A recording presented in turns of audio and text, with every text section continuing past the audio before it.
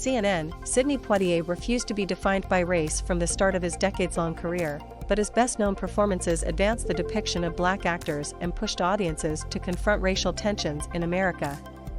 Racism is painful, and we have to be clear-eyed about it, not just victims of it. And, on the other side, victims of racism are charged with the responsibility to have as clear an eye as they can to examine what they perceive to be the sources of racism, the legendary actor told the Vancouver Sun in 2000. Here are some of the late actor's other reflections on racism and segregation before, during, and beyond the civil rights era. About segregation.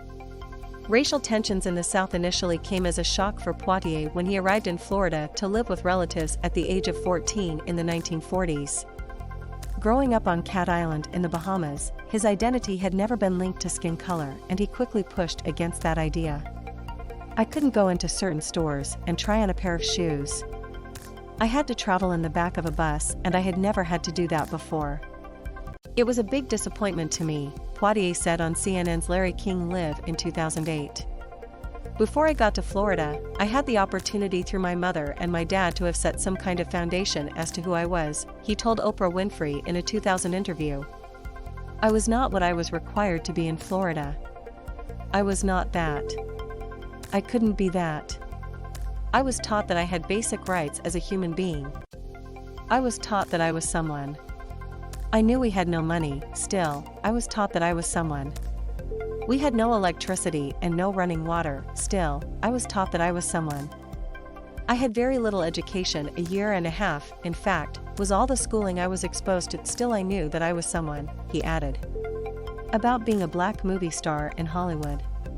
In a 2000 interview for The Observer, Poitier said being a Hollywood star did not shield him from the struggles a black man in America had to face in the 1950s and 1960s.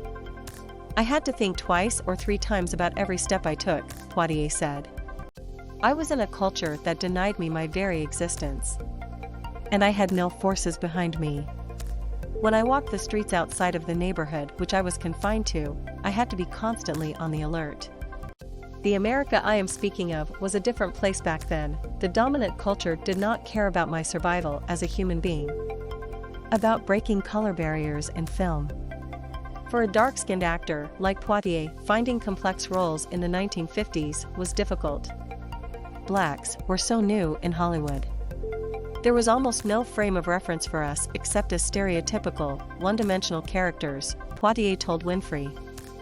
"I had in mind what was expected of me, not just what other blacks expected, but what my mother and father expected. And what I expected of myself." As he cemented his place in American cinema with films like Lilies of the Field, which earned him an Oscar, and Guess Who's Coming to Dinner, Poitier was fully aware many people of color, including viewers and fellow artists, looked up to him. "It's been an enormous responsibility," Poitier told Winfrey. "And I accepted it, and I lived in a way that showed how I respected that responsibility. I had to. In order for others to come behind me, there were certain things I had to do." About his activism. Poitier was also known for his activism and how he embraced the civil rights movement. In 1963, he attended the March on Washington, and in 1964, the actor traveled to Mississippi to meet with activists in the days following the infamous slayings of 3 young civil rights workers.